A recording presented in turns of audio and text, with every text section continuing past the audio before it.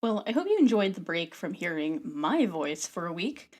I thought it might be something kind of fun just to try and experiment with to kind of get some high produced, historically accurate content for you, especially about a topic that there's so many details you can get lost in, and I'm sure you probably were overwhelmed a little bit. I'm just looking for the broad strokes, like who's coming out on top, what are some of the major themes about the war, because the Great War was one of those, life changing events in world history for basically everyone. And in this lecture, we're going to kind of talk about the interwar period. We know, there's another world war coming up. They don't, right? People in 1919, they think they've just seen the war to end all wars, and that how could there be another war after what humanity has just experienced? But as we approach the Roaring Twenties, the world is going to be becoming even more modern, right? World War One, the Great War, was kind of the first real modern war, and the rise of technology is going to be pretty part and parcel to the world moving forward. So in this lecture, we're going to look at some of the places beyond Europe, looks especially at India and also some of the Latin American countries that we've kind of just dropped the ball on. So we'll look at those in this lecture, and we're also going to talk about technology, but also about conservative backlash that comes out against all this modernization. So the decade after the Great War was an exciting time in some places for some people. The Roaring Twenties in the United States inaugurated a time of sweeping changes.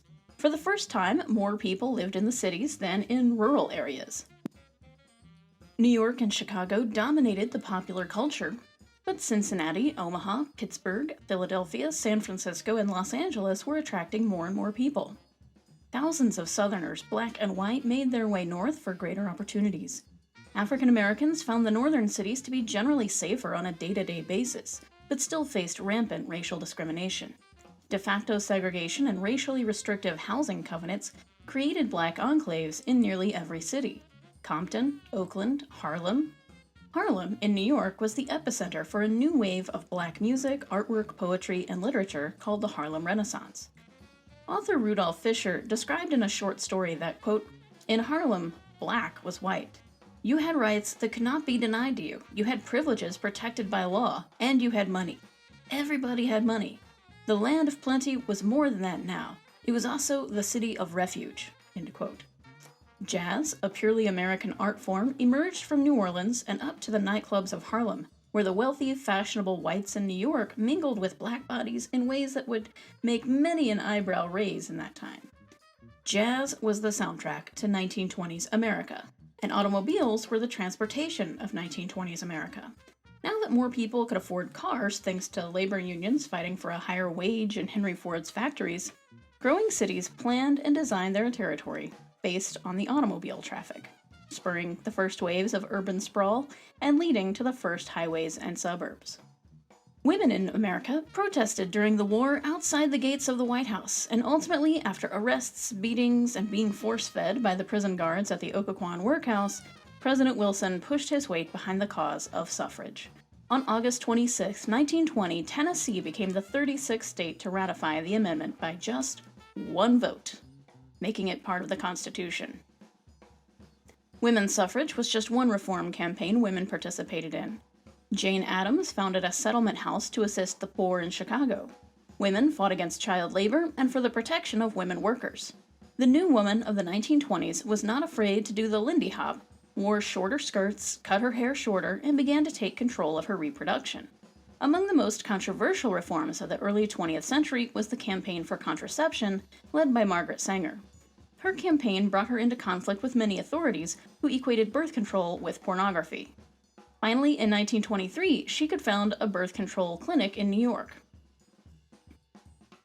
Even corporations like the Lysol Company latched onto this wave of women's empowerment by encouraging women to use Lysol for feminine hygiene. I hope I don't need to say this, but don't do that. Automobiles weren't the only transportation advancement. In 1903, Orville and Wilbur Wright made the first heavier-than-air flight. World War I became the first war in which airplanes were used. KLM Royal Dutch Airlines, established in 1920, inaugurated its service as an air link to the Dutch East Indies, or Indonesia, in 1929. A Brazilian, Alberto Santos Dumont, became the first person outside the United States to fly in an airplane. Radio technology brought the news of the world to households all around the world. In the United States, the biggest news story of 1925 was not the Scopes trial, not the running of the medicine to Nome by the heroic dog Balto and his fellow sled dogs. Really, Balto was not the hero of that story. But the story of a poor dirt farmer, Floyd Collins, who was trapped in a cave in Kentucky. The 3-week saga of the rescue effort to get him captured the attention of the nation, and even members of Congress received regular updates until he was found dead and left in the cave. For a while, anyway. Sidebar, he was later removed from the cave a few months later. They removed him from the cave and buried him at his farm. And then this guy bought the guy's cave, not the one he was trapped in, but a different cave, and put his body in the cave. And like, if you paid the guide like an extra 25 cents, you could see his body. And he was in that cave until 1989. Ooh. Floyd Collins, look it up. Steel production continued to rise, and a building boom in the 1920s produced dozens of skyscrapers, culminating in the Empire State Building in New York in the 1930s. Marie Curie's discovery of radium and radioactivity changed the knowledge of matter and the treatment of diseases. Albert Einstein's new physics promised to unlock the secrets of matter and provide humans with a plentiful and potentially dangerous source of energy. But also, in the United States at least, a conservative backlash came right alongside these changes.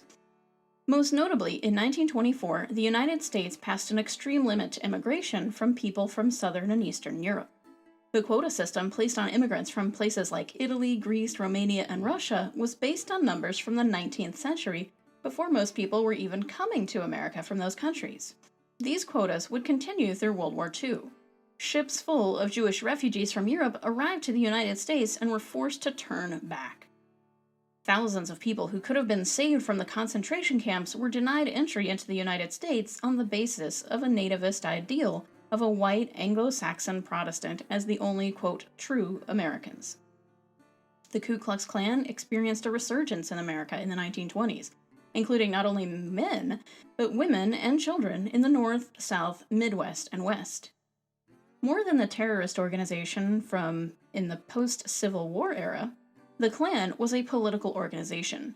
They took over the state governments of Oregon and Indiana. Their primary targets were African Americans and Catholics. Now, of course, there's something else that comes along in the interwar period in the United States at the end of the 1920s. The 1920s in the United States are often portrayed as the jazz age, everybody's getting rich, but of course it's all going to come crashing down in October of 1929 with the beginning of the Great Depression, with the stock market crash. Probably been hearing a lot about that lately, given that we are entering into a recession right now. In the 1930s Great Depression, we get images like the Dust Bowl and lines for soup kitchens, people moving out west to seek their fortunes. And I don't know if you've seen this, farmers were in such a position they couldn't afford to sell things like milk because they couldn't fetch a good enough price for it. They would end up dumping their supply to try to raise prices. Meanwhile, people were starving. That same kind of thing is actually going on right now. Dairy farmers have been dumping milk because they can't afford to sell it, and I don't know if you've seen the lines for the food pantries in places like San Antonio and all across the country. Kind of scary as a historian to see these sort of images popping back up. Alright, so in the next part of the lecture, we're going to turn a spotlight onto India during this interwar period, and we're actually going to go beyond World War II and talk about the Indian independence movement. But stay tuned for that in the next part of the lecture.